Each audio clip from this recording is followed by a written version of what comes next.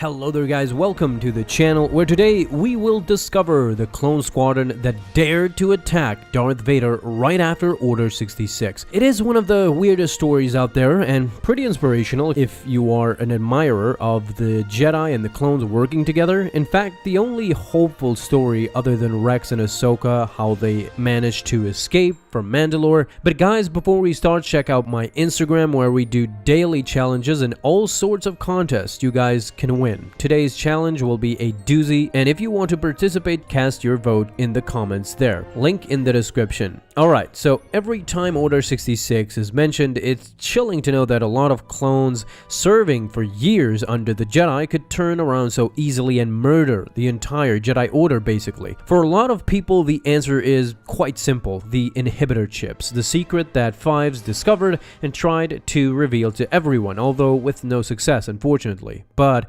this turned out not to be so for all the clones. Not all the clones obeyed inhibitor chips, and here we have a different story. The story of the Ion Team. This story comes from the great novel Dark Lord: The Rise of Darth Vader. It's a fantastic read. In fact, this was one of the first missions that Vader was sent for since the institution of a new empire. He was sent to deal with what was thought a clone rebellion. The fact that the Ion Team helped the Jedi once Order 66 was executed and did not destroy the Jedi as the order entailed. Well, to understand fully, let's start explaining what happened and how the Ion Team reacted to Order 66. Let's start during the waning days of the Clone Wars. The Ion Team were being led by Jedi General Rowan Shrine, who previously discussed their attack on Murkana with the 32nd Air Combat Leader Commander Salvo. Shrine didn't even suspect that Salvo would soon be his enemy. Contrary to Commander Salvo, though,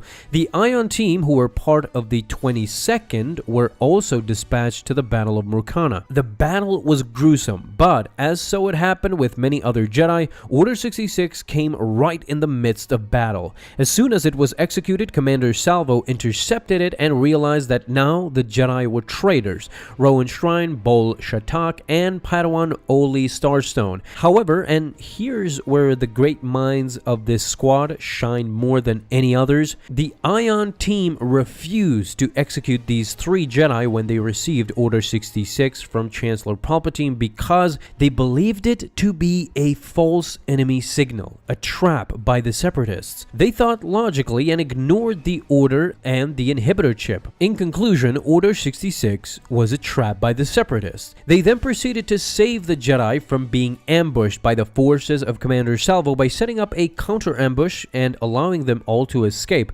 But it wouldn't be so easy. As soon as Vader caught wind of this, he immediately departed for Murkana, where as a result, Darth Vader confronted the Ion Squad. In self-defense, they proceeded to attack the Sith Lord, but of course it was to no avail. Vader killed two members of the team immediately, but Captain Clymer and Trace from the Ion Team escaped into the forested hills of Murkana. Vader ordered his men to hunt down the commandos and return them to him alive. In what was a fierce duel, Darth Vader decapitated Bol Shatak, but afterwards a clone shock trooper informed him that both the commandos had been apprehended, and because they basically committed treason, Darth Vader sent them to be imprisoned on Ago 9. You can see the cruel thinking of Vader here. In some instances, Vader would kill anyone who attacked him. How dare they attack the Dark Lord of the Sith?